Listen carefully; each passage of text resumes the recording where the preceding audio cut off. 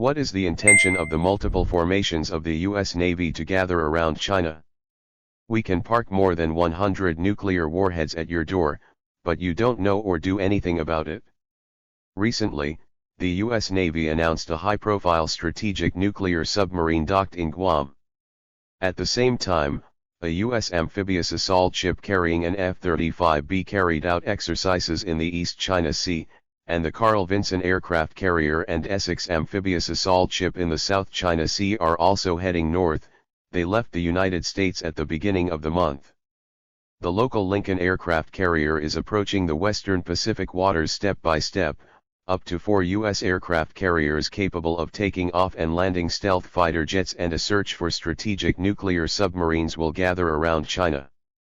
Recently, the U.S. Navy announced a high-profile landing of a strategic nuclear submarine on Guam, saying it demonstrated its commitment to the Indo-Pacific region. This is the first time the U.S. Navy has publicly announced that a strategic nuclear submarine has docked on Guam in 6 years, and it is the second time since the 1980s. May arrogantly shouted, "We can park more than 100 nuclear warheads at your door, and you have no idea or help."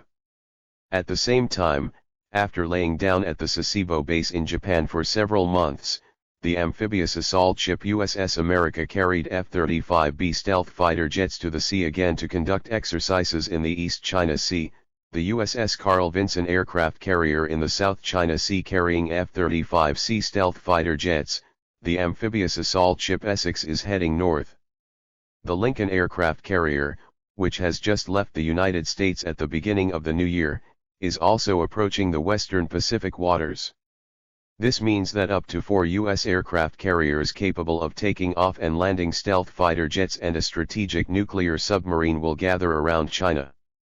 Such a large-scale gathering of the U.S. Navy is rare after the Cold War. What is the Pentagon going to do?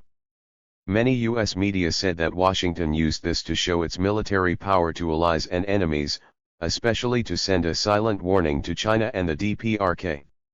For the world's largest power, which has always been domineering, showing off its power is nothing new, although Campbell, a senior White House official, has just issued a warning that the Pacific region is most likely to have a strategic accident in the future. The U.S. Navy's strongest weapon appeared in Guam to help defend Taiwan? According to CNN, the Ohio-class strategic nuclear submarine USS Nevada, carrying 20 Trident ballistic missiles and dozens of nuclear warheads, sailed into the U.S. naval base in Guam. This is the first visit to Guam by a U.S. ballistic missile submarine since 2016. CNN said it was a rare sighting of one of the U.S. Navy's most powerful weapons on Guam. This demonstrates U.S. commitment to the Indo-Pacific region, and complements the many exercises, operations, training, and military cooperation operations conducted by U.S. strategic forces to ensure U.S. strategic forces are ready for global use, the Navy said in a press release. Deploy. CNN reported citing U.S. analysts as saying that the USS Nevada strategic nuclear submarine rarely docked in Guam, a message the U.S. sent to its allies and adversaries amid rising tensions in the Indo-Pacific region. In the current environment, Washington is likely to make more such military displays. It sends a message, intentionally or unintentionally, we can park more than 100 nuclear warheads at your door, and you don't know or do anything about it. Conversely, the other party can't do it or can't do it for a long time. CNN quoting Thomas, former captain of a U.S. submarine and a researcher at the Center for a New American Security. Shugert's words. It is understood that the United States currently has 18 Ohio-class strategic nuclear submarines, 4 of which have been converted into cruise missile nuclear submarines, and the other 14 are equipped with Trident ballistic missiles. The Nevada was commissioned in 1986 and is an old boat that has been operating for more than 35 years. The first Ohio class is expected to retire in 2029. The U.S. Navy said that after an average of 77 days at sea, the nuclear submarine will be maintained and replenished in port for about a month. This move by the U.S. military has attracted international media attention. The British Times said that the attack submarine usually conducts covert patrols underwater, but this time it was photographed and officially announced by the US Navy. This is the second time this type of submarine has been seen by the public since the 1980s.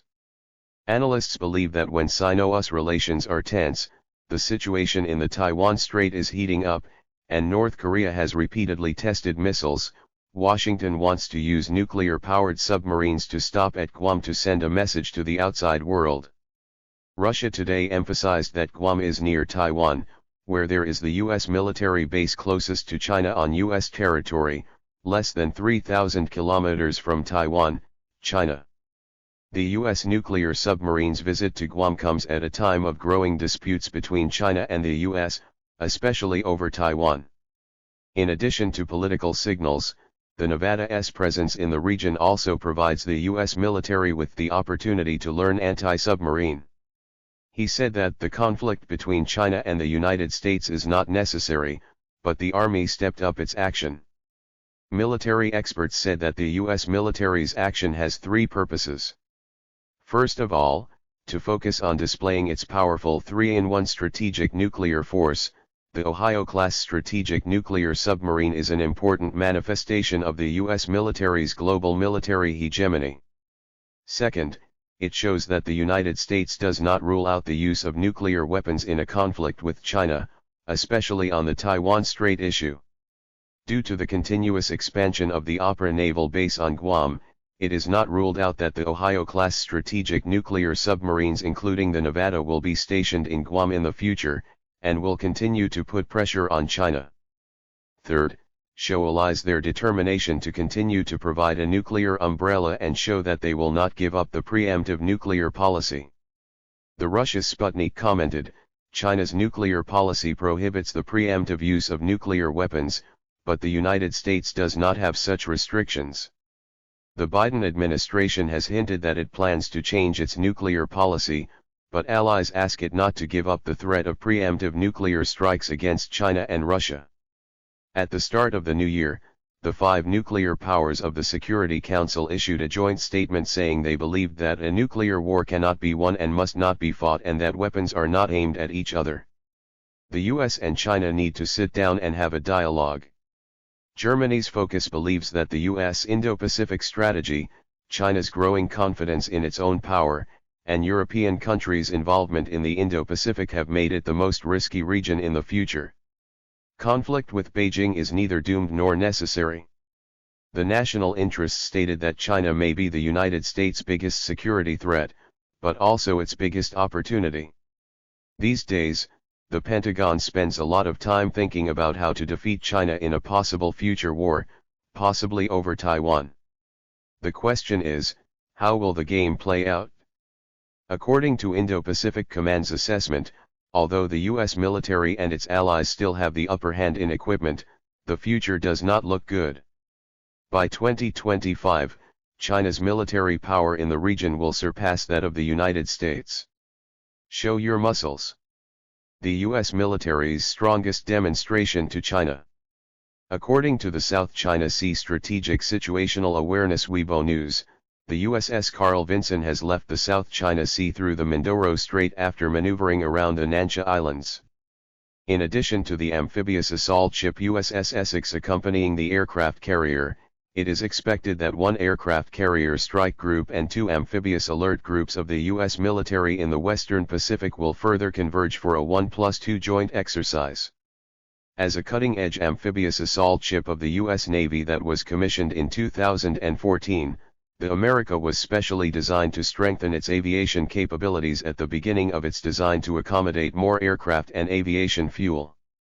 It can theoretically carry more than 25 F-35B fighter jets, the largest aircraft carrier of any U.S. Lightning carrier. It is not clear how many F-35Bs the USS America carried in the East China Sea exercises this time, but the U.S. Marine Corps at Iwakuni Base in Japan already has 2 squadrons, 32, of F-35Bs. Because the existing 11 super aircraft carriers are not enough, The U.S. Navy has converted some amphibious assault ships with pass-through decks to carry F-35B Lightning II stealth fighters that can take off/vertical landings.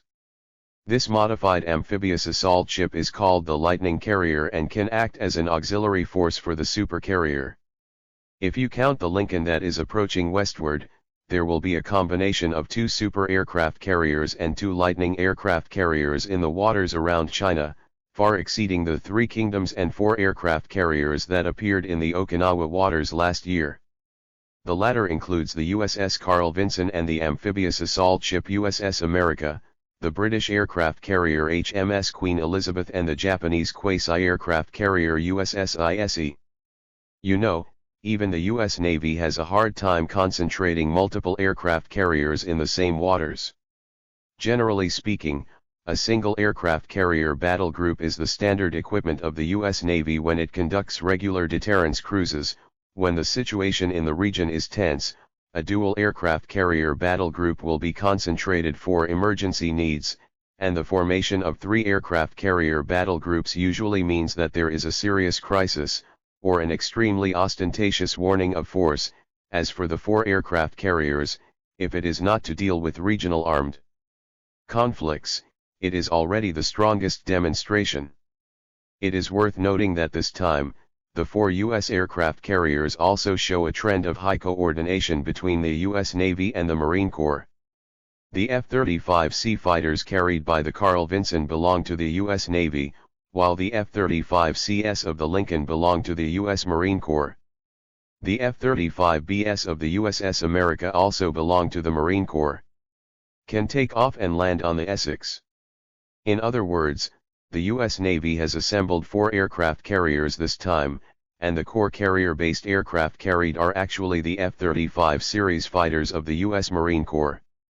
In recent years, the U.S. Marine Corps has held high the banner of strategic transformation, claiming to return to the old business and carry out a series of offensive missions from capturing islands to assisting the U.S. Navy. From this point of view, the gathering of the 4 U.S. aircraft carriers around China has a very strong offensive orientation. Just for the Pentagon, the ideal is beautiful, but the reality is too skinny. Both Carl Vinson and Essex have been deployed overseas for many months and are about to return to port to rest. This also means that the strongest demonstration in the United States is just a flash in the pan.